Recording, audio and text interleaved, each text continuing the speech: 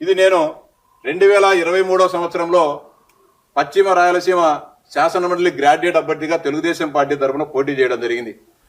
ఆ ఎన్నికల్లో దాదాపు 3 రోజుల పాటు కౌంటింగ్ చేసి 18వ తారీఖున మార్చి 18వ తారీఖున సాయంత్రం నేను ఎన్నికల్లో గెలుపొందితే అప్పటి అధికారులందరినీ కూడా ఒత్తిడి తీసుకొని వచ్చి ఆ కలెక్టర్ గారి పైన రిటర్నింగ్ అధికారులను ఒత్తిడి తీసుకొని వచ్చేసి నాకు డిక్లరేషన్గా నేను గెలిచినట్టు డిక్లరేషన్ ఇవ్వకుండా ఆపిన విషయం వాస్తవమా కదా?